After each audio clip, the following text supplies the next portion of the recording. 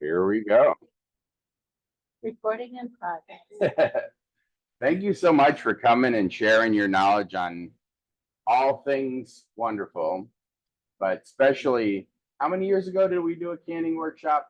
Like, I'm thinking it was. I mean, you did it and I kind of helped. Like, you thanked me and my mom for helping. Everybody come in and actually come up and make their own can of beans.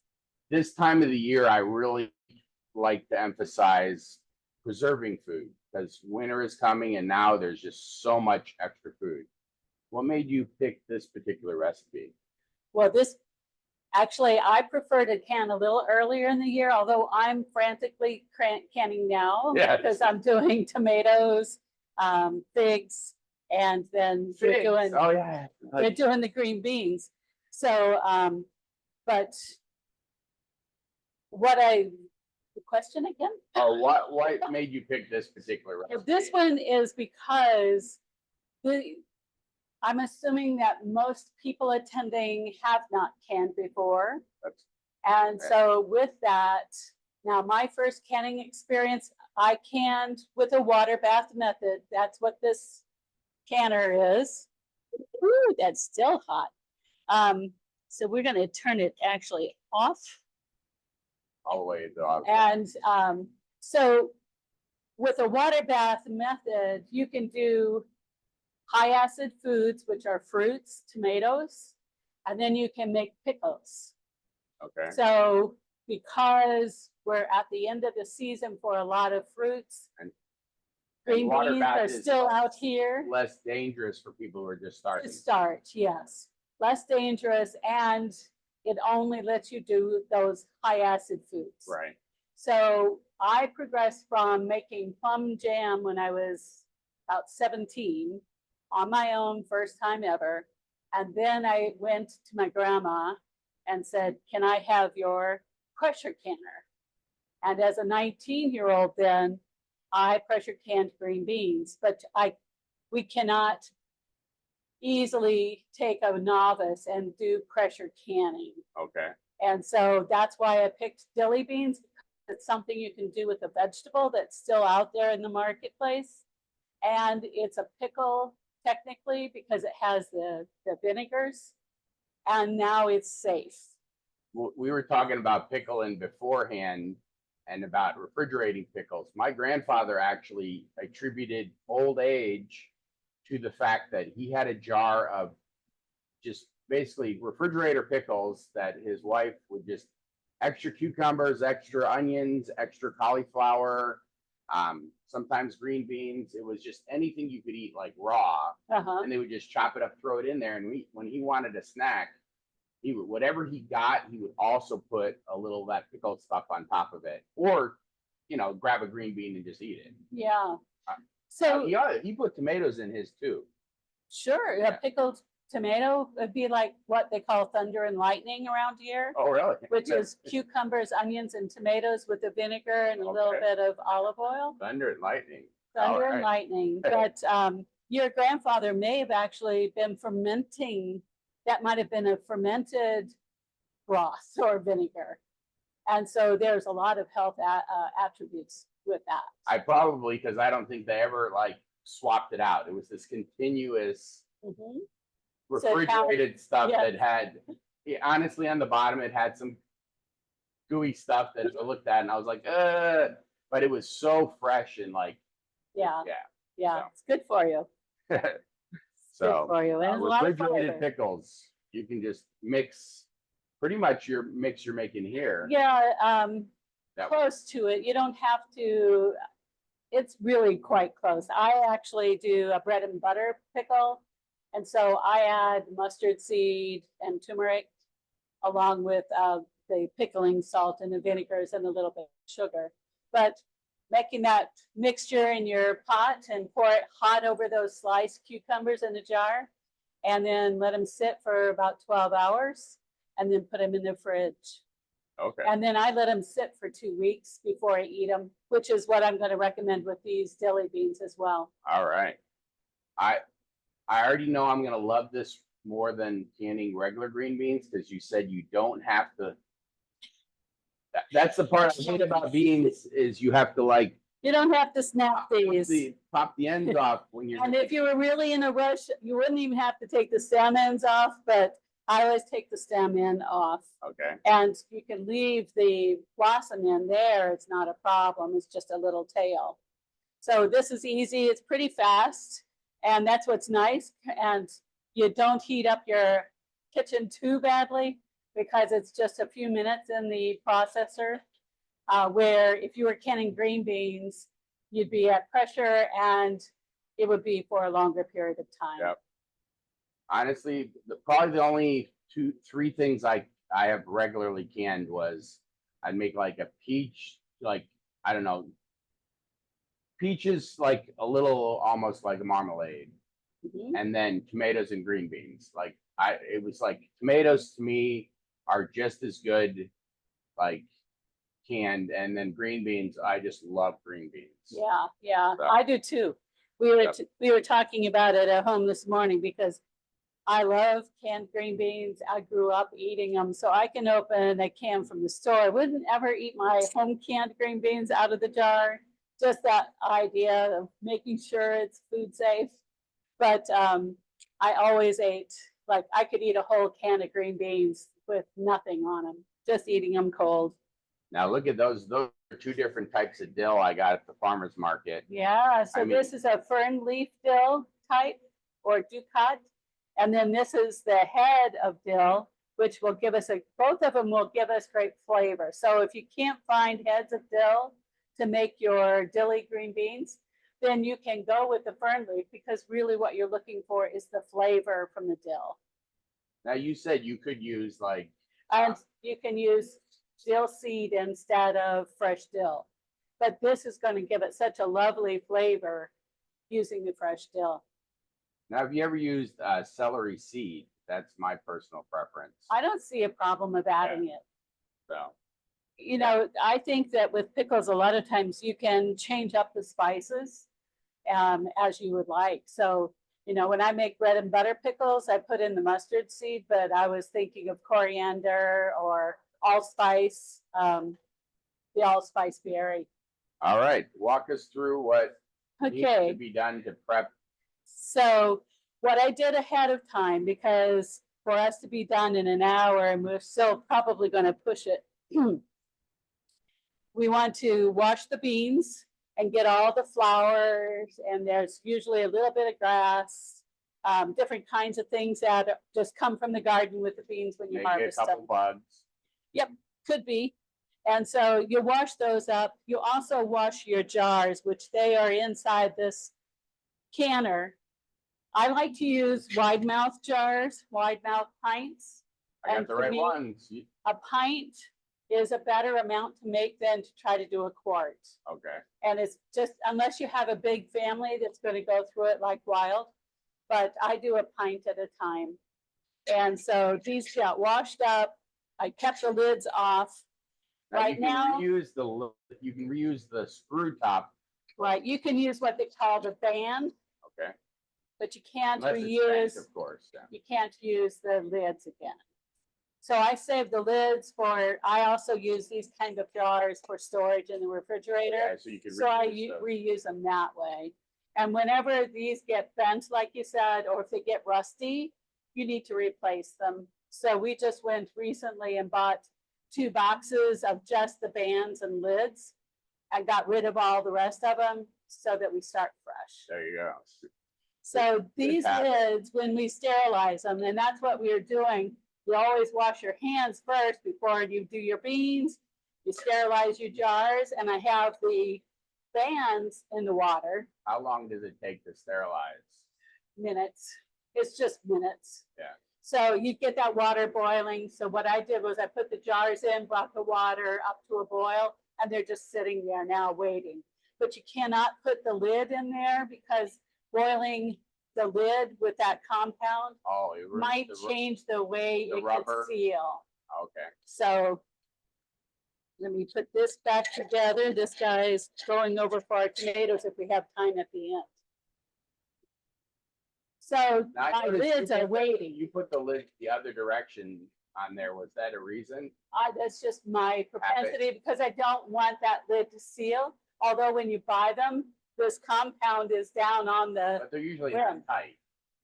they're fairly tight. And Yeah, so I just turn them opposite for myself. So we've got the beans that's washed, the dill's washed. We have our vinegars out, and this is all what we call mise en place. Everything in its place, ready to go. Because there's nothing more frustrating that you go, oh, wait, where's this? Where's that? And it takes longer. So I try to get everything set My out. regulars regularly laugh at me because I think I know where something is, and yeah. Well, you pointed me out pretty well. So some of the tools that you need for this job is this large water bath canner. I have also used a stock pot with But I a mean, you lid. could use any kind of, because it's a water bath, you could use any kind of pan. Yes, anything that's going to be deep enough to give you 2 inches over the top of your jar. Okay. And Especially that's with why the- this guy is as tall as it is, Yeah. because if it's a quart, it needs to be this tall. Especially if it's a pint, you could use Oh, yeah. regular. So recently I used my little Cuisinart stock pot. So it stands about this tall, but he's only so big around. And I can probably put 6 of the jelly jars in, Okay. and that's it. And probably just three pints maybe. Yeah. Yeah. So when I do that, and you bring up a good point, I also like to break down my canning to Just small make a batches. three So- to 6.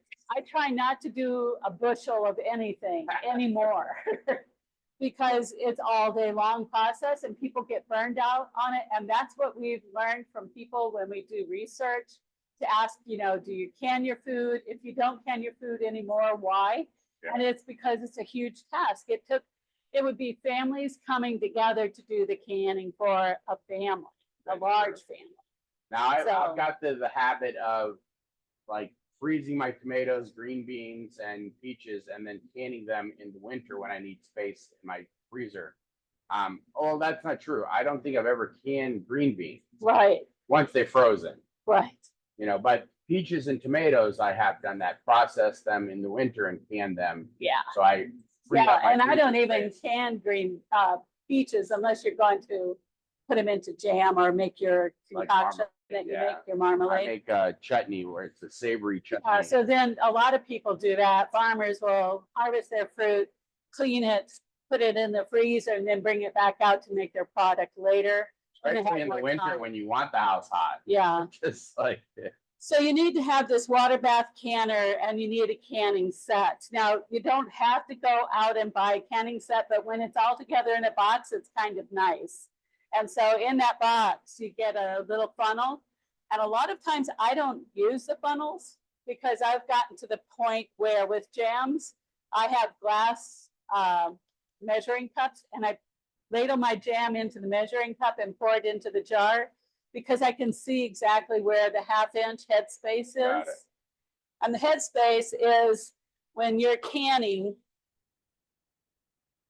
you want to leave a 1/2 inch headspace, and that allows any kind of air. You want to get the air bubbles out, but you want to leave enough air in here so that if there are air bubbles, it's not going to blow your top. And so that's what this little rim is roughly, gives you a 1/2 inch. So I fill up to the rim. it's actually got a line on it. Yeah, it's a nice little rim. So that's what you do when you're canning this kind of a product. If you're doing a jam, then they like to have a 1/4 inch and it'd be up at, a higher level, not much. But I generally still go up to the rim. I just don't overfill. It's still going to seal.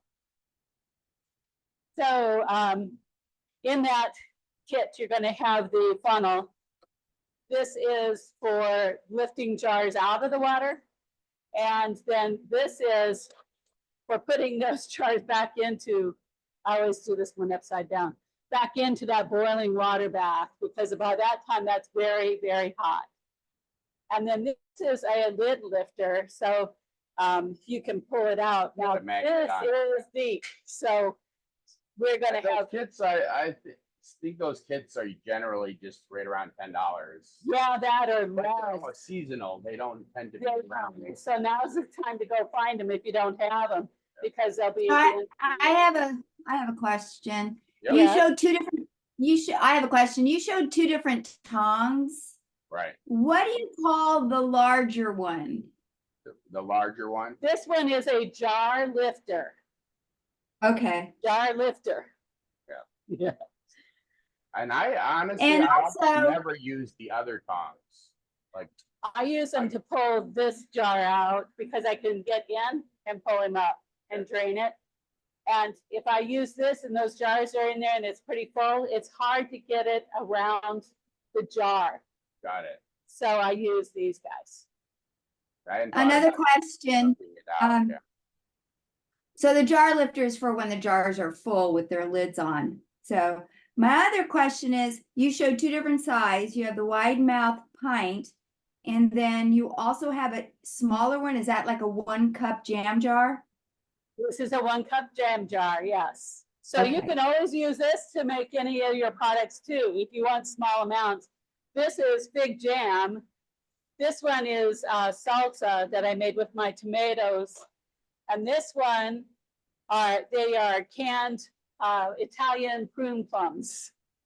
And I decided that I grew up eating these, and I don't buy them in the store anymore, and I don't even know if you can hardly find them anymore, but I made them so I could have And you can my get, little tiny I mean, you can thing. get the pints as thin mouth or narrow mouth or wide mouth. I used to just buy all my jars at like thrift, what do you call it? Yard sales and estate sales. And Yeah. they were all narrow mouth, but I really love the wide mouth so The much. wide more. mouth is so much easier to clean, it's easier to fill. It's just so much about them. So anything I buy, I will buy as wide mouth, and you can buy at the thrift store or at a yard sale or an estate sale, but just know that you got to check all the rims of a used jar to make sure that they're not chipped or cracked or anything like that. So And I would recommend that with new too, because I have once found a new one that was chipped. that'd be awful. Yeah. And Right. sometimes you get a broken jar in a box of new jars. Yeah.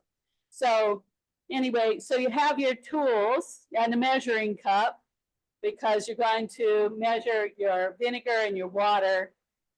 We're gonna eyeball today the amount of salt for a 1/4 cup of salt, but I'm pretty good at looking at that. So Oh, that says pickling and canning salt. Is that any different from regular salt? yes, it does not have that anti-caking product So in there. straight salt. So like a sea salt with, it doesn't have any clarity or anti-caking in it. Or this one is just the pickling salt, but you don't have to buy this. Sea salt is fine. It's just that I bought it and I need to get it used up. Yeah. So, All right. all right. So those are our ingredients, the beans, the sea salt or pickling salt. We have vinegars, and you want to make sure your vinegar is at a 5% acidity. So you just have to really look at your label. And this one I know is 5% because it's a apple cider, but there it is. It tells me right on the label that this is a 5% acidity. That is the key for food safety. I've seen 2% that they sell it as a cleaning. Yeah. Like if you just look at it and you're like, oh, it's vinegar, but then it's designed specifically for like adding to water to clean like windows. It's a Right. natural cleaner, Yes. and it just more It diluted. is. And so this is the more common distilled white vinegar. It's also at a 5% acidity, but you can look and it's right on the front of this one. But I also can use rice wine vinegar, but you have to read that label and just make sure that you have a 5% acidity. Food safety is the food has a 4.6 or 4.6 in the end when you test it. So a 5% acidity that you dilute with some of the water comes to the right food safety Now, level. if you would make your own vinegar, how would you actually test that? You any idea? You'd have to take it, I think, to a lab. You Okay. could, I mean, you might Just we use did have a past cooking show, and you just get your apple peels and your apple cores, and it makes vinegar. But you'd have to apparently test it. you would need I to test feel like it. I have a pH tester somewhere for something. Right, and but- if you get a pH tester, you need to make sure that you can calibrate it. Anything that you get into when you get into food safety, if you buy equipment, it's important that you have it calibrated because everything can go off periodically. And that's why scales, whoop, this guy. So this guy we're not going to use because he's pithy. He doesn't want to snap for me. I'm just trying to snap the end So off. too woody. So he's, although it looks like it might turn out okay, I can just feel it that it's pithy on the inside. So I don't use it. So you're just popping off like the I'm taking off the, vine part. I am picking off the stem that attaches to the plant. All right, I got distracted. I'm So- eating that one. That one's tasty. No. So, are you all canning along with me or are you just watching? So I would like to do the cold cucumber and carrot and whatever. I don't think I have the whole bath set up. And do I even want to do cucumbers in a bath? I don't do the cucumbers in a bath because I don't make the regular, I don't make the cooked pickles, if that makes Okay. sense. I make refrigerator pickles and because they keep their crunchiness. And I don't have to add anything to help them be crunchy like alum, which is an additional ingredient that you add for that crunch in an apple, and you don't have to brine them, which means you put them in a salt mixture and then you let them sit and then you drain the water off and that takes the water out of the cucumber, theoretically making them More crunchy. crunchy. So now, if you want to do refrigerator pickles with the green beans, you do think you should give them a blanch. I think you would want to blanch them because they'll be more edible and they're not going to just pass through your GI system. Does that make Actually sense? digest it. You may eat green beans on your regular days, but a whole lot of these green beans can give you a stomach upset because there's a lot of fiber breakdown that has to occur. That's why we cook foods. We make food more digestible, more edible, with less or fewer stomach complaints. So it's also a lot of the nutrients more available, not overcooking, just a slight cook. And that's what these will be, is like, I think they're 10 minutes in the canner. Yeah, 10 minutes. So that's it. So you might want to start, if you are doing these, you want to snip your ends off.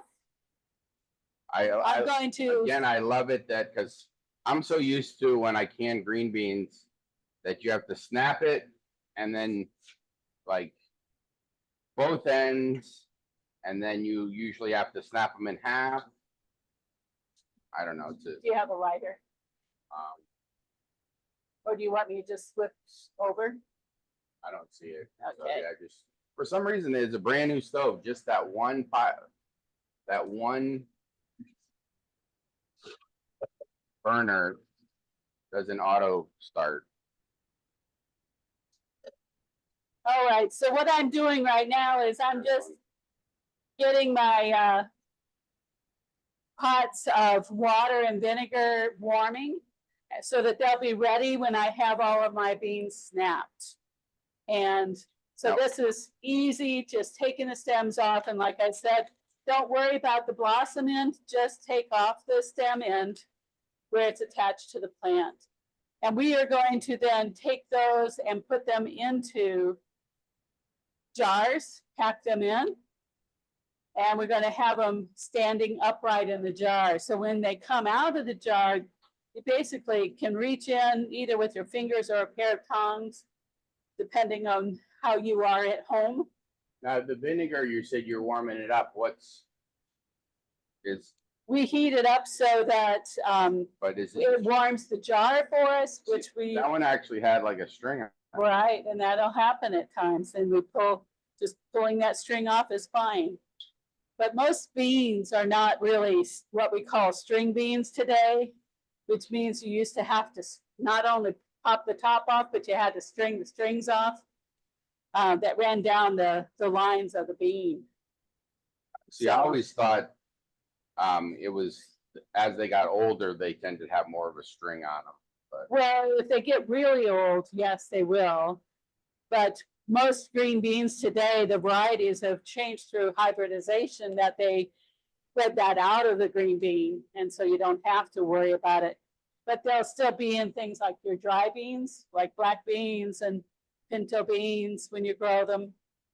So I'm still trying to find someone to grow locally. some black I have another question. So Okay. these are like traditional green beans. Do you ever do anything like sugar snap peas or the, what do you call the Asian, they're more flat. There's the sugar snap. oh, you're talking about the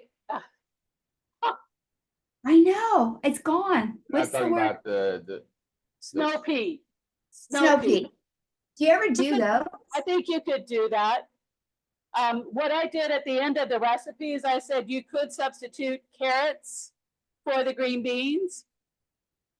And you could also put in poblano or jalapeno carrots or peppers with the carrots or green beans to give it a different flavor.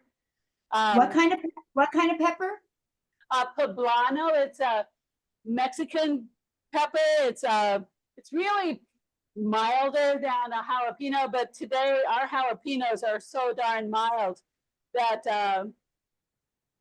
they're not very hot these days. Poblanos can be very much like the jalapeno in that they are mild, or sometimes you get a hot one.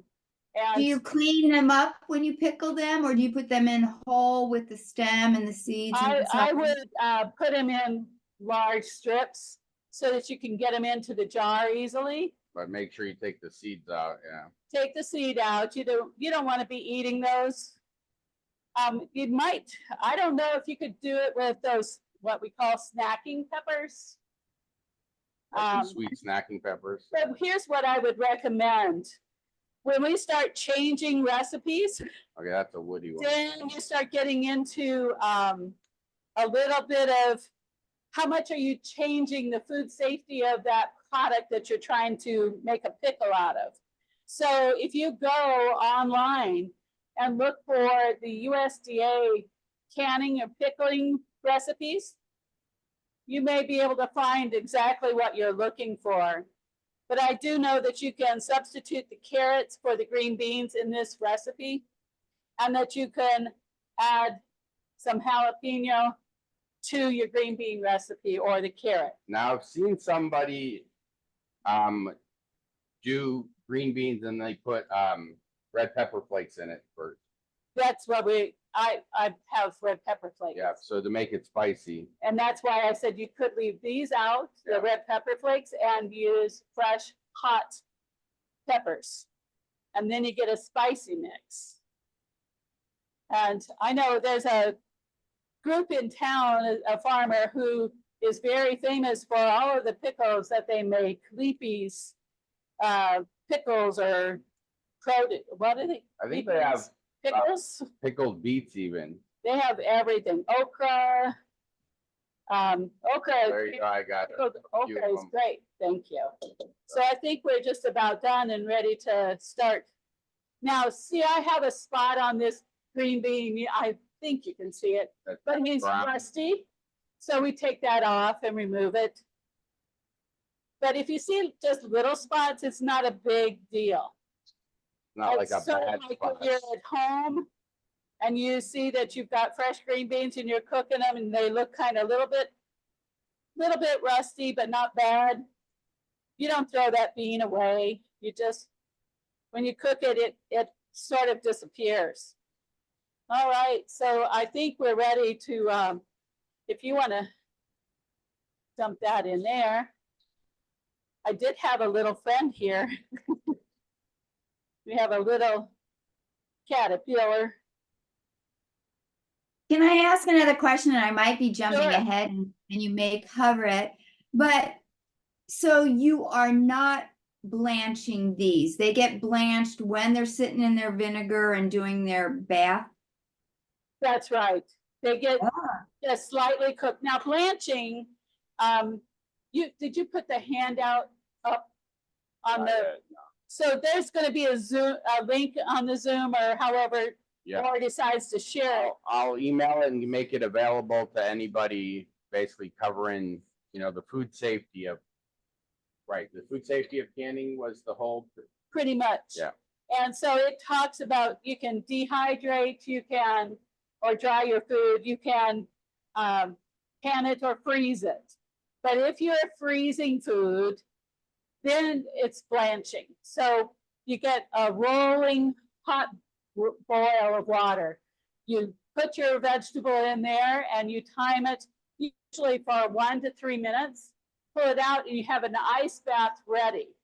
And then you take those vegetables out of the hot boiling water, put them into the ice bath, and that stops the cooking and it keeps the color. Blanching does two things. It helps to brighten the color of like the green beans or whatever vegetable you're using. It also stops the natural process of degrading or rotting. And it isn't like the food is going to rot in your freezer, but the quality is not going to be as good because there are enzymes in that food that are ready to take it back to the earth. So blanching stops that enzyme. And now you have something that's so even if Could it's it be- frozen, it will continue to degrade if you don't. over time.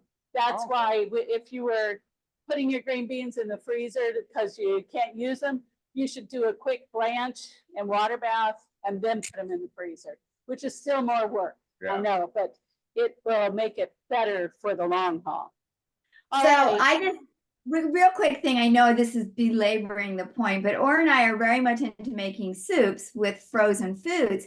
And this has me thinking about how long do I keep something that's not been blanched in the freezer to later make a vegetable stock? Well, So I mean, this- frozen stuff degrades, but But if you use it within 3 months, so that means you need to put a date on it and a date by which you want to use it. That's what I would do. But No I- more than 3 months. but otherwise, is it just losing its nutrition value or It's losing food quality. right? So it's losing the texture and all the other aspects that go along with it. So is it definitely losing? can't keep it for a long period at all. I But do is it- throw my tomatoes in. They don't seem to, you wouldn't want to blanch them and freeze them. I think you just want to put them in the freezer and pull them out Yeah. and use them. But anything like green beans, broccoli, cauliflower, carrots, you would want to do a quick blanch. It's not cooking them, and then put them in the ice bath and then pack them and get all the air out. And then you can hold it for a year. Okay, cool. All right. So what I want to do is kind of go over what we had in this recipe. And that the first, it's 11 steps for the dilly green beans. So you always look at your manufacturer's instructions for filling your glass jars. And we already talked about what equipment we needed to have together. The second is checking the jars, like we talked about, checking the edges and the threads to make sure you don't have any nicks in the glass. You want to wash and rinse your jars and caps, and you get the jars and the lids, the rings or the bands, into the boiling water, and then you hold your lids out until you're ready to can. We rinse the freshly picked green beans under cold running water. And one of the things I always like to point out, putting it under cold running water and not in a sink filled with water is the food safe thing to do. What you're doing is trying to wash any dirt off, and you want it to go down the drain. You don't want it to go like if you had some kind of a bacteria, you don't want it to go from one green bean to the next green bean and get So if you put sucked in. a sink full of water, it just spreads it all over It everything. spreads it everywhere, Yeah. especially in tomatoes. Tomatoes have where the core, the stem is, and you have the core. That thing, when you remove the stem, it sucks in that water. You don't want to do that because that's where it brings in contamination too on tomatoes. Okay, so then we combine the salt, the vinegar, and the water together. And you heat that up to a boil and you put it in a non-reactive saucepan. So both of these are stainless steel, not an aluminum pan. Okay, and then we pack the green beans lengthwise into the jars. We leave a 1/2 inch headspace and we add our flavorings, which is the pepper, garlic, and a head of dill. And then we ladle that hot vinegar over the top. Now, I remember reading multiple times that I got afraid to use garlic in stuff. Someone told me that, and I think I actually read it just about making like the flavored oils. Especially on oils, because they are out of the earth, they're in the ground. And so, especially with garlic, health departments don't like garlic being in your product. If you bought garlic from a store where they've pasteurized it, they've blanched it themselves actually, then it's sanitized, it's okay. I still use it. I just make sure I clean it up well and I wash it. So yeah, you're right about that. So once we get our ingredients in, we pour the vinegar over the top, leaving a 1/2 inch headspace. One of the things we have to do is, actually, we'll probably end up using this guy. Got to have a little poker to go around the sides to let the air bubbles out. One of my favorite things is to use a chopstick because it goes right down into that jar so easily. So all my life I've used a wooden chopstick. And at that point, we go and we wipe the rim and the threads of the jar with a clean, wet cloth, or you can use a paper towel, wet paper towel, because anything that might be on that edge would actually possibly make it such that your jar doesn't seal. So we want it to seal. We've done all this work. We want it to seal and to hold for as long as we can. So at that point, it goes into the water bath as a filled jar, and you bring that water up to a boil and you process. Do not put it in a boiling water. Yes. Bring it up to a boil. Yeah, you don't put it in a rolling boil, but it might be bubbling a little bit. That's fine. It's kind of a simmer. But then we're going to bring it up to a gentle boil and process for 10 minutes once we see that gentle boil. So that runs you through the steps that we're going to go do right now. And now what I'm going to do is bring out. Oh, you forgot the most important step. Wait until they start popping. Oh, Like, yeah. Oh, yeah. Jars popping close. When they come out and they Just like- snap. And then you know They've that sealed. they've sealed. But you're not supposed to mess with your jars Don't for make it 24 seal. hours, no. So this I actually hauled down because I did them yesterday in Stone Fort, one town, and drove an hour south to my farm. And so I transported it carefully. And theoretically, what you could do is you could make it unseal. And if it unseals, then you have to go through the process again. You really don't want to do that. If it unsealed, I'd probably just put it in the fridge and eat it right away. Yeah. So. All right, so I'm going to reach in here. I think I do need mise en place. I need something to mix this large amount of vinegar and water. There's a bunch of pots hanging up there. Otherwise. My goodness, look up, look up. I still forget. We just got that new pot rack. So. Yeah. We go. We're good. All right, so what I'm going to do is I've been heating this vinegar and water in separate pots because I didn't see those. So I want to pour 4 cups of vinegar. And I say I eyeballed that pretty well. 4 cups of vinegar. And I want 4 cups of water. And the water I didn't try to eye. So turn that off. So it's just vinegar, water, and just a little bit of salt. 1/4 cup And in this case, because I'm doubling, it'll be a half a cup. There's, You said sea salt or pickling salt because it doesn't have that anti-caking stuff. So it's pure salt. and I don't want iodized either. So that's equal amounts of vinegar and water. And now we're going to make sure that that's heating up nicely. And I'm going to add my half cup. And I'm just going to eye it.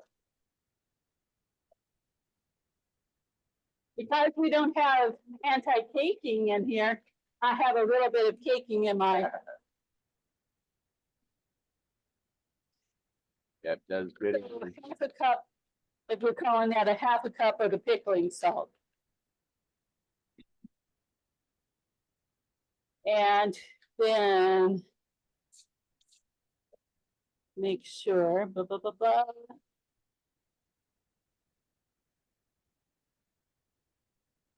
vinegar, water, and salt, that's it. So when that comes up to a boil, I'll be able to pour it over. I need also a ladle. Love to see.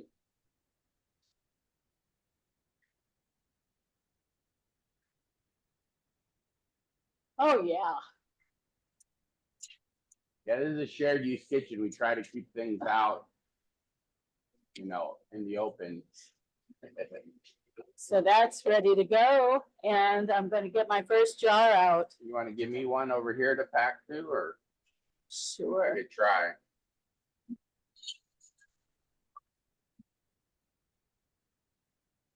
Please. So I carefully bring that out and he's hot. Oh, see, that's why those tongs work really good because you can dump that hot water out. Where for me, it gets a little cockeyed if I'm using that other tong. All right. So, and I only want to take one jar out at a time as I'm filling them. All right. Because I want them to stay hot. Because we can't see your jar behind stuff. There we go. So we'll pull this.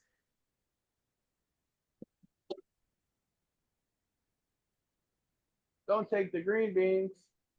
I'm bringing the green beans back. Whoop. Did I drop something? I don't know. I heard a pop. Let's see. So we have my little tailings from green beans, and we have our dill. That's a big deal. A big deal for dill. So now we're just taking these and, oh, look, they're tall. So I do have to snap them. You see? If they're too tall. They're a little too tall. And if I snap it, then what I'll do is I'll just put that piece down in the jar. But it looks like, and we're just going to stack these in. I messed up that one already. Just, they're fine. You know, you're the one that's going to eat these. So you want them tall and. I want them tall and thin. But these are the curvy green beans, so they're not the real straight French haricot vert, which is a thin green bean, French variety. So it's easier if they're straight, of course. It is, but you know, this is good fresh green beans out of a garden. They don't all grow So you have to straight. make sure, I have a couple sticking, I think, too tall. You need to make sure it's. Down below that rim, that little line. So I just snip a little off. There, I got a string. Took out the string. And we're going to pack them in here. How well packed do you pack them? Pretty well. That's why we have to use something to get the air bubbles out later. Okay.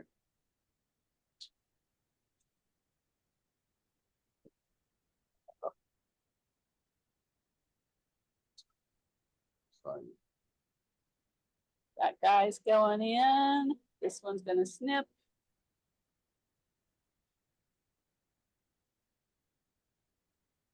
Do a snip there. Pack it in. Now, could you just cut these up and then do it? You could, it's your preference, it's your jar. I you have know? seen that before. It's probably because it's easier to fill them. Well, and the other thing that comes to my mind was if you wanted green beans to be able to put in like a salad, dilly green beans on a salad, then there's no reason to try to have it straight, having a straight or a long green bean. But if you're trying to put it out, as a accoutrement or, a appetizer, then you probably want them long. So you can see I have a space here. It's not going to fill in. And I want to clean up some garlic. Is my jar cool enough to touch? Let's see. Mine seems to be filling okay, but yeah, you're right. There is a few empty spaces. But we'll see if we can't get our You have garlic. to leave room. That's what I was gonna say. You have to leave room for the garlic. What did she say? Leave room for the garlic on the top, right? Right. Well, it can go anywhere, and the bottom is fine. And how So- many garlics will you put in? Well, the recipe calls for 1 clove per jar, but if you like garlic, you can put 2 or 3 as you want. Now the garlic itself, because you're not, oh, you are chopping them up. No, I made, this is a huge garlic. Okay, so if you had a small garlic, you could just put the whole clove in, Yeah, but then it wouldn't really give any flavor to it. If you put the whole clove. yeah, it would, Oh, okay. it would. But I also like to just cut them in half. I like pickled garlic. Oh, yeah, they are good. So what is our next is some of the red pepper. All right. Because I'm only making one jar. I really want to pack it in. Well, can you pack it in too much? Well, yes, you could, but I don't think you have. Like, How's I guess that? if you pack it in too much, you might not. Liquid couldn't get around it, maybe. Oh, the liquid will get in there. You're fine. Yeah. I'm not trying to get it down in here. It's fine to let that pickling get in there. All right. So this guy stood I up. got one that's sticking over the. Yeah, I did too. So I got in here and tried to push him down into the other space. Now, What do you think? I'm taking it away and I'm gonna get you another jar.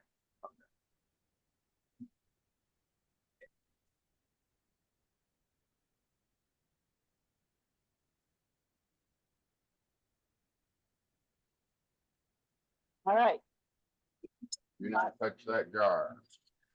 do not, unless you want a few blisters.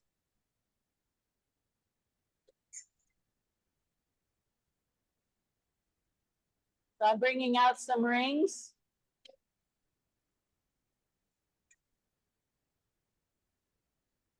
Now, we have 2 jars, and I'm going to do a quick dip in this hot water. For the actual lid. Yes. And before I put it on, What do you think that serves the purpose of doing that? I mean, it's just cleaning it. it's bringing it up to temperature and it's still sanitizing it. So I just wiped off the threads and the rim of the jars. And we can put the first rim on. Nope, we can't, not until I'm getting ahead of myself. So let's see, put green beans, garlic, and a little bit of the chili powder in there, or Yeah. the Chili flakes. red pepper flakes. And you could change, you could do chipotle if you want, like fresh peppers, I said. Now, is there something you can't put in? Trying to think what, I mean, I guess you could put garlic powder. It's not. Yeah, you could do garlic powder if you didn't have any fresh. Okay, so I've got this hot mixture of vinegar and salt. Now carefully, I'm bringing my jar over. And a lot of times, Bring that to like a slow simmer, basically, or right, just not a big. really, it's not a rolling boil, it's more of that 180, 190 for that simmer.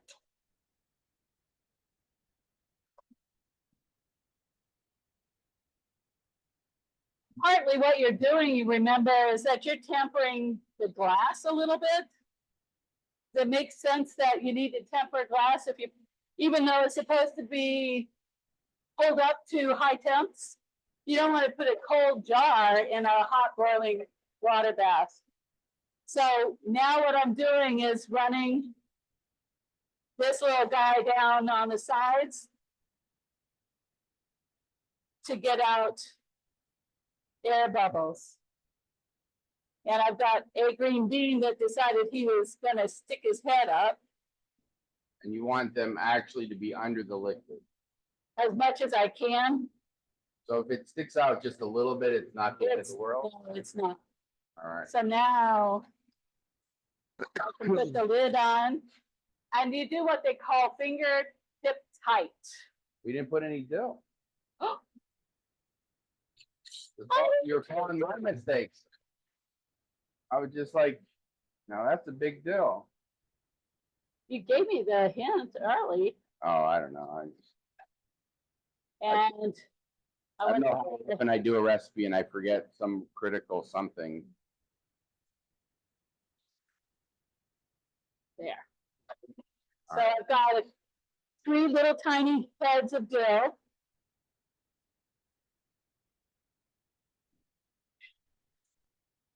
Just jam it in there. And that hot stuff. Woo. Well, here. Fill her up. You're not used to. Let's see here. Put some dill in there in the bottom. Okay. I think that's a good way to avoid forgetting it, because when I do tomatoes, you have to add lemon juice to tomatoes when you're canning them. And I always get along and I'm going, did I add it? Did I not? And so I think it's always best to add it before you put anything in. So we're going to add this guy back to the canner, but now I'm using this guy.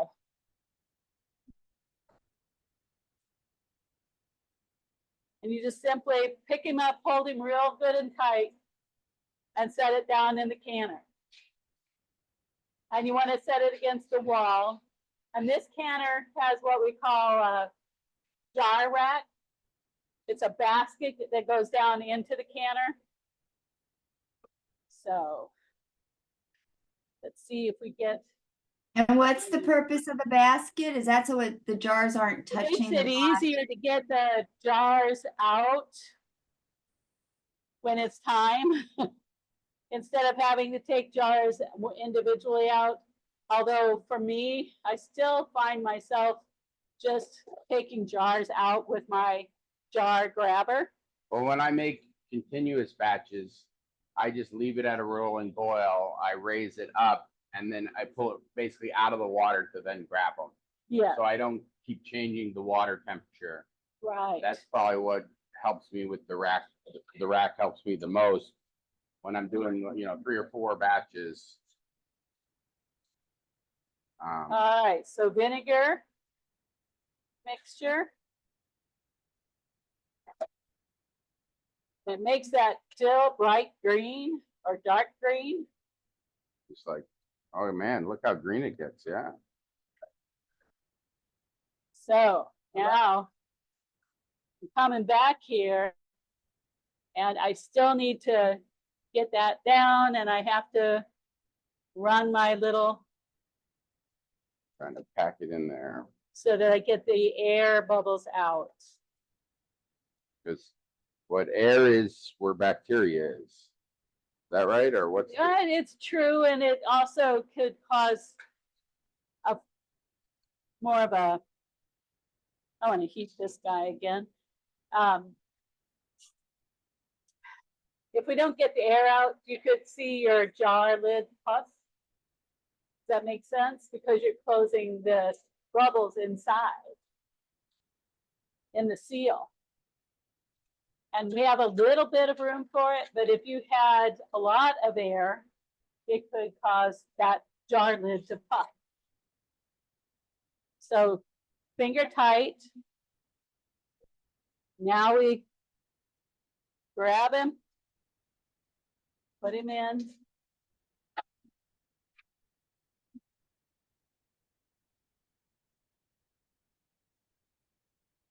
one needs our goodies, and that one probably needs Garlic. garlic. I and put dill on the bottom of that one. but very that- good. That was the only one. All right, turn this guy back down. Now, clean up a little more garlic.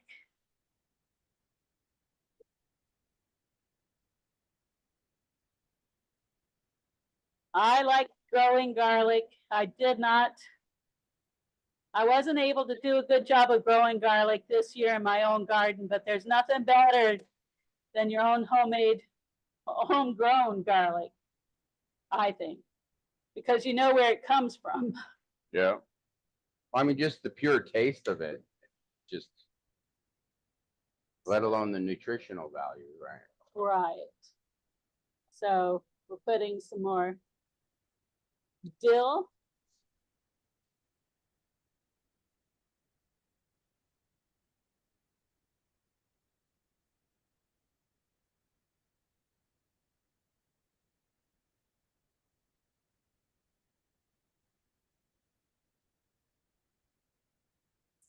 Get one. And then once Yeah. you do that, you said you just like give it a slow simmer for about 10 minutes.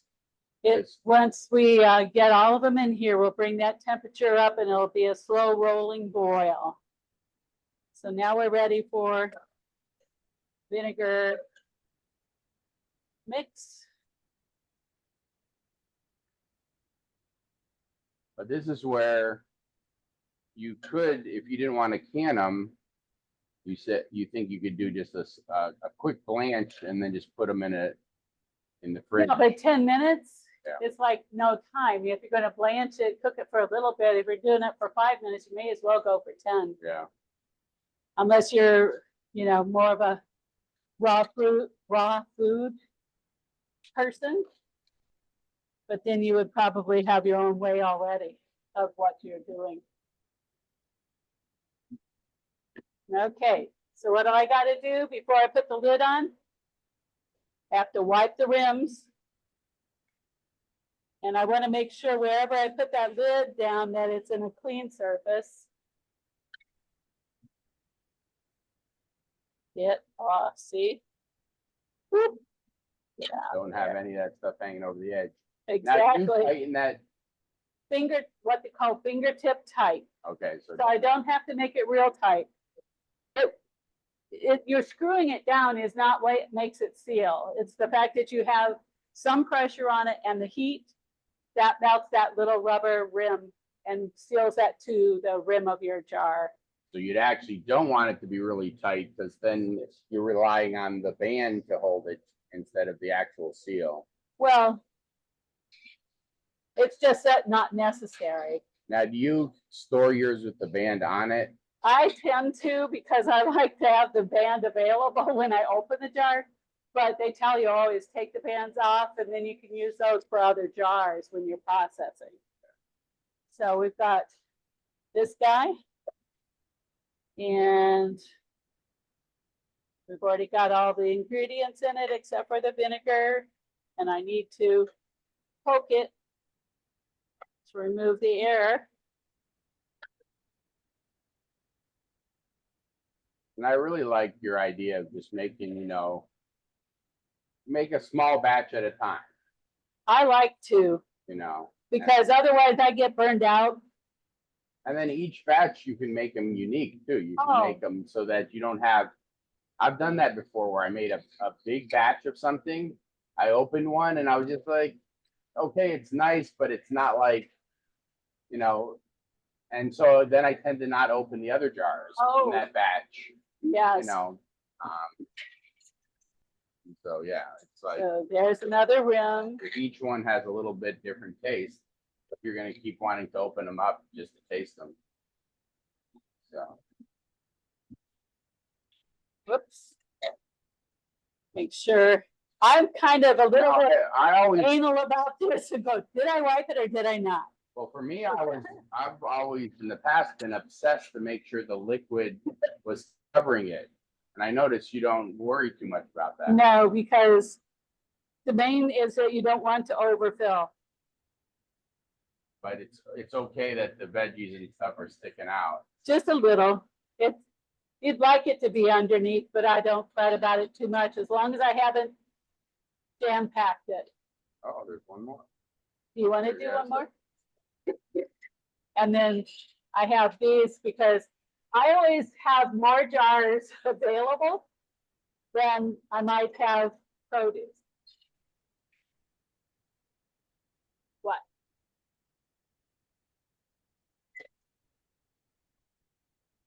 Okay.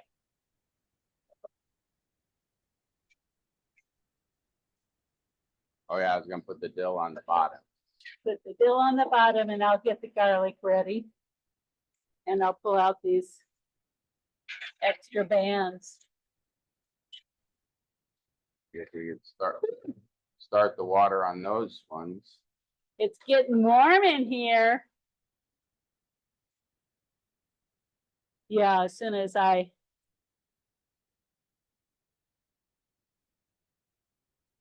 The water in that canner is not on the hot stove right now. Just because I have two burners here on the front for me. I found this one. Okay. So all I'm doing is, as soon as we get done with this jar, I think we'll probably have this filled and be ready to go unless you want to do a 6 jar. It's up to you. Oh, let's see. I think I can fit all this. Well, maybe not. Get pretty close. Fitting it all in this jar. Well, then we'll just do a double on garlic in there. And we'll have, you got the dill already? Yeah. All right.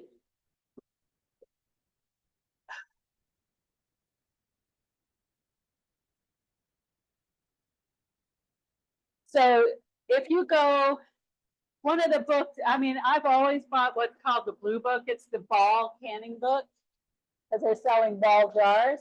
But these recipes come from the USDA National Canning Center. And those are at land-grant universities. That's good, I think. That do all the research to come up with the recipes so that they're food safe for you. All right. I mean, you said that the real goal is by putting that, making sure it has that, what, 4.7% vinegar. It's a 5% vinegar, Well, 5% after you mix it, acidity. yeah, But the pH of the product at 4.6 got it. is what health departments use. And that makes it so that there's no chance for Bacteria bacteria to grow in it. can't grow. But it also relies on you keeping everything sanitary to begin with. So I do think we have him a little overpacked to be a little bit of a challenge, but there. All right.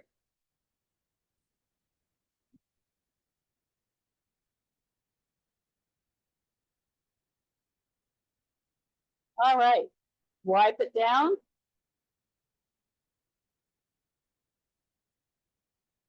Put the last lid on.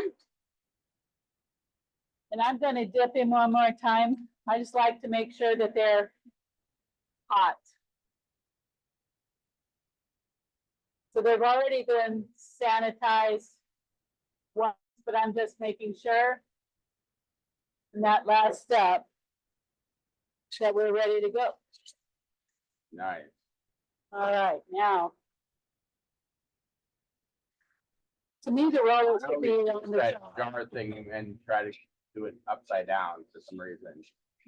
It's like, I have one that is made a little differently, and it's hard to put it upside down. So it's easier to use for me, but it's at, Oh, we could do Go either for it. side? it just is obvious. Rather than this, I keep thinking rollers should be on the jar, Yeah. and it's not the case. So I I'm have gonna one of remove those I this. got in an estate sale that, who knows how old it is? I mean, it is pretty old, so. All right. All right. I noticed you did bring some tomatoes. We don't have to can them, but if you want to just give a little overview, because I know tomatoes are the dreaded dangerous one. But Well, I don't think of tomatoes as dangerous. So I'm gonna bring this up on the heat.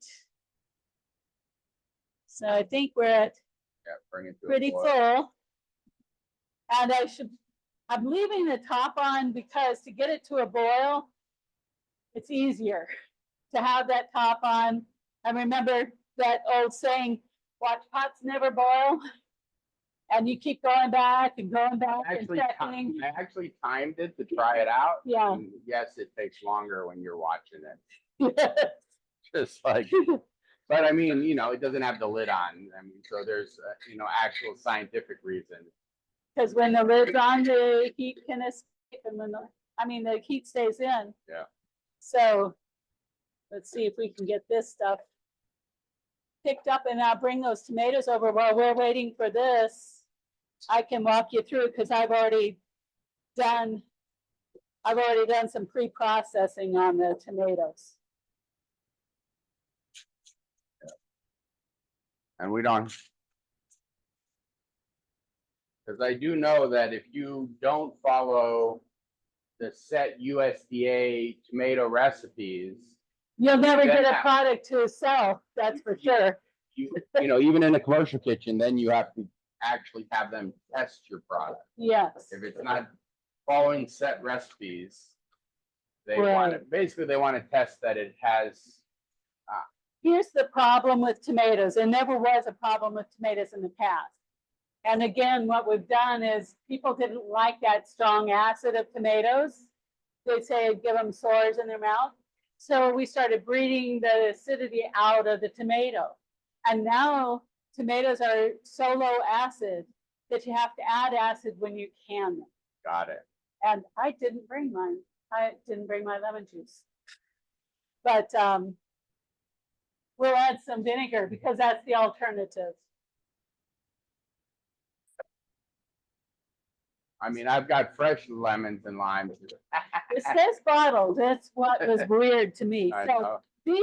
these are tomatoes from my garden, and they're small. The variety is called Stupus, and it does have more acidity because I like the acidity flavor of a tomato. Now, can you grow a tomato that has high enough acidity? No, anymore? because they say even if you have a variety Yeah, that like would be more acid, it's variable between tomatoes. Got it. So If you They did said- a heirloom tomato that is a proven high acid, they no longer allow it. no, Yeah. because they can't do something by exception, Right. right? So what I did with these is I had a boiling pot of water, or not boiling, but right below the boil. Put the tomato in there for just a few seconds, like 30 seconds, and pulled them out and put them in my bowl. Normally, I would then go and cut the core out, get them ready and pack them in the jar. So this one is just going to be for demonstration. So we may not, but I think we can do a little bit of the vinegar and it should be shelf fine. And these were already sterilized, but what I might do is just swap with you. I don't know where the other lid is. So I have a question about you using vinegar instead of the lemon. Do you Yeah. think they ask for lemon bottled juice or bottled lemon juice, not lemon bottled juice, Yeah. is because they actually pasteurize it before they jar it? If that's a possibility, and also it's made from concentrate, so they get to the acidity level that they're looking for. It's a perfect acidity level. Yeah. And then also, lemon is a milder acidic taste than vinegar. Yes, I mean, yes. so So I'm just going in here. What I really like about this little tomato is he hardly has a core. It's this little tiny thing, where other tomato varieties, they have huge pores that run throughout the tomato. And so see how that skin comes off so easy it just peeled right off. because it was blanched. I mean, some people are like, Dipped. And this is still considered to be a raw tomato pack. And I'm just quartering it up. I also have another variety that's called Principi Borghese. It's a Italian tomato. And it's sort of like a big, oh, he's got a core, like a big cherry tomato. But all I do, there's no core. And I just slip the skin and throw it into the jar. Thank you. So you're removing the skin and core, but keeping the seeds. Yeah, I don't care about the seeds, whether they're there. If you want now to, could you leave the core? I mean, the only, because that's just a texture thing, right? Or you try. it might have a bitterness to it as well. Okay. But if you want to seed your tomatoes, you're going to have to follow a different process. You have to look up how you have to process it, because it becomes more dense. And so there's more solids and it affects that pH. So again, for food safety, you would want to follow USDA's for probably a crushed tomato or an Italian tomato, where they tell you exactly how long. So when I first started canning, again, I haven't canned tomatoes for probably 2 years now. Just freeze them. So I forgot how long I had to process. And I'm going, I know I never cooked it for 45 minutes. And I'm looking at it and I'm going, I just don't think that's right, but I'll do it. And then I found the recipe that I use, and it's raw tomatoes in their own juice. And then you don't have to, it goes for 35 minutes. 35 minutes is substantially different than 45 when you talk about how hot your kitchen is. So all I'm doing is getting the core out and slipping the skin. And these guys are so small, either I can break it up by hand or I can cut it up. Now you could put that whole tomato in there, right? I mean, I do with the little Principi Borghese. the only reason you're doing that is for texture and maybe a little Well, bit. and it's also to get more juice. You have to have fluid in here. Got it. So if it's all inside the tomato, You have to put separate Yeah. fluid, yeah. so I just make sure. Well, when I do the really big tomatoes, I tend to just quarter them and just throw them in there and And you mash them. not what do you call it? Take the skin off. Oh, You know, big tomatoes. So no, I'm not I take the blanching. skin always, because the skin gets tough when you have it in a canned tomato. But in my salsa, I skinned every tomato for the salsa. And I chopped and skinned tomatoes and all the other ingredients for so long, it was like, oh my goodness. So I have a little tip when it comes to skinning tomatoes. I have learned to put a tiny little X on the bottom of the tomato. I Yes. blanch it, and then you have a spot where you can grab the skin in quarters and zip, zip, zip, and then you flip it over and do the little core. Yeah, Then I'm done. yep. That is a good tip. I have read that before. It So does take a little bit of time, but it's worth it. oh, sure. Now I can see all of a sudden, we have a boiling water bath. They're up there if you want. Woo! Turn her down, You just want a low boil. a low boil. Whoop.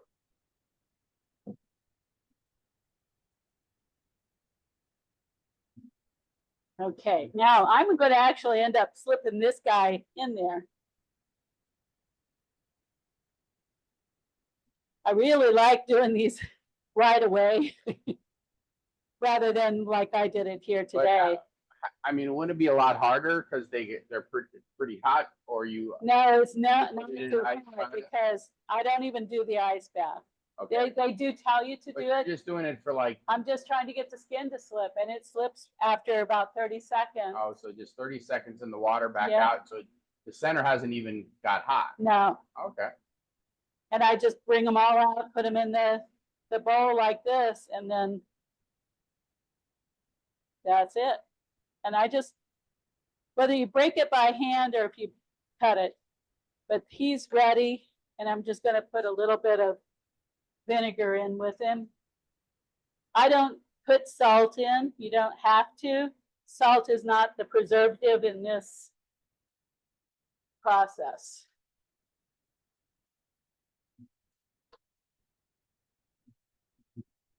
So this is supposed to be a tablespoon. just enough to cover it. You're sealing top from, But I would have put it in the bottom of the jar. oh, you When I did? do the lemon juice, I do the lemon juice in the bottom of the jar because I'm afraid of forgetting it. Okay, So is it the same amount? You say a tablespoon? Yes, a tablespoon that of a- lemon juice or a tablespoon of the vinegar. And that's a, actually, I could double check that. that's a but- pint jar? It is a pint. So when you go to a quart, you do 2 tablespoons of lemon juice. Same thing, fingertip tight. And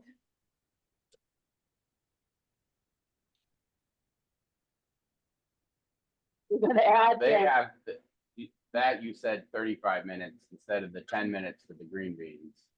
yes.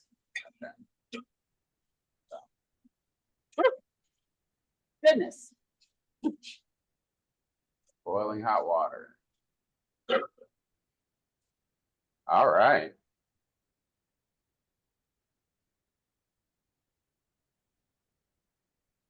Thank you for covering even more than just the basics. So we got those going, and they like the 10 minutes on the And then you bring it out. It's we'll bring them out, and you want to set them. I like to set them on a wooden cutting board. You can set them on a towel, but you do not need to turn them over. I watched my brother, and he turns them all over, and that's an old way. It's a lot of extra work when they're that hot. Yes, and so it was the day when jars didn't seal well and you were making jelly, you would turn the jelly upside down, because I think at that point they did not boil them. Well, They poured the jelly then in, all the oxygen and then would they go put- to the Yeah, basically the bottom of the jar. yeah, So if there's any extra air in there, oh, yeah, it's Right. just not what you do. We want a timer, and we're gonna set it, I have it on 8 minutes because those were running a little bit longer. so So that's it for right. canning tomatoes and making dilly beans. And you go to the Blue Book, or you go find the extension. And I was thinking I could do a real quick look, yeah, like the extension service in your area. tends but to they're have going to less- send you to the national. Okay, And the national is, well, we'll include that yeah, with the, well, I think you gave me like a 6-page like paper on how to properly do food safety. yeah. And there was a link in there, Yeah, but I'm not certain that link was still I'll active. find the latest link and share that with everybody. Does anybody who have any final questions for our chef? I do, of course. Go for it. So just wrap up the finishing of the tomatoes. They stay in that bath at a low simmer for 35 minutes 35.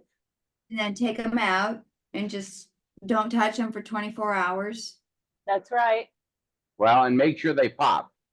You just go look at them. You'll listen to them. It's a lot of fun. And, these two-piece systems of a band and a lid will pop right away when you bring them out. I've noticed that there's this trend now of the single piece ones for the small ones. I haven't seen them on the bigger ones. I haven't seen them on But big the ones smaller ones, they have it where it's a single because lid. we purchased commercial jelly jars. Yeah. And then they have a variety of tops that you can go for. Yeah. And I've seen them for this and maybe a little bit larger, but I haven't seen them as large as this. But it has a button. And so the button snaps down. I don't like these as well myself, but they were cheaper than me going buying individual boxes of lids, Yeah. which were rims or bands And and you have lids. a lot more to deal with. I have 7,000 of these. Oh, wow. And so this has been how many years have I been going to the market out at Hump Day? Yeah. And I bought those lids. I still have them coming out my ears. Yeah. But I don't like them as well. And I'm always afraid they're not going to seal because some of them take longer and they'll actually have done the cooling and It everything. does seem like They they're a couldn't go thicker down. metal than Yeah. these ones. So then I will actually go and just tap and then it'll go down. So if they don't go down, then I put them in the refrigerator and use them right away. All right. Any final words you want to leave of wisdom? Thank you so much for sharing. Well, yeah, I just think it's a lot of fun to know. We did a research study about, I said people why they can or why they don't. And, you know, a lot of people have canned in the past, but they had failures. And it was because of the food safety aspect that they didn't really Or know if you're doing a really big batch, you start getting laxadays. that. And, you know, you follow grandma's old way. And the recipes, these recipes change. Like this is a 2009 book. I bet if you look at a newer one, you're going to have a slightly different length of time. Well, to especially, process. I had no idea that tomatoes have been bred the acidity out of them. Oh, yeah. So, you know, canning in the oven is not okay. I had a friend who every year we get invited for Thanksgiving dinner or something when we lived on a farm here in Carbondale. And we would go and I knew that she canned her green beans in the oven and I just would never eat her green beans. My fear of botulism was so bad. So low acid foods are the highest risk for botulism. That's why when you said tomatoes are the scary food, they're really not. When we add the acidity to them, it's not a problem, but it's green beans who people process them in a water bath or they can them in the oven. They do all other kinds of things. That's where failures come and people can get sick. So learning the right way to do it and then experiment, you know, with all the different recipes out there, you're going to find I did not have a salsa recipe that worked for me for the longest time. And I actually got mine not off the USDA, but compared to USDA, and all that was different was some of the spicing, and that doesn't affect it. So I put Camino seed in, and I have a whole ounce of fresh parsley and a whole ounce of fresh cilantro, and that gave it the flavor. So follow the recipes. If you want to change some spicing, you probably can do it as long as you don't go wild with it.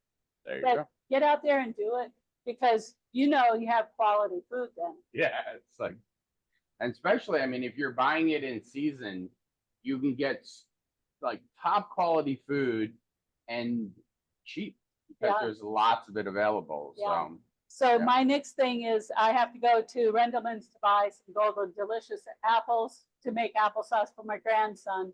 He said, Grandma, your applesauce is so good. And, you know, what's the secret? No, it's apple juice just, instead of water. there you go. Just So- like, all right. But thank you. It'll take me a second to stop the two recording things.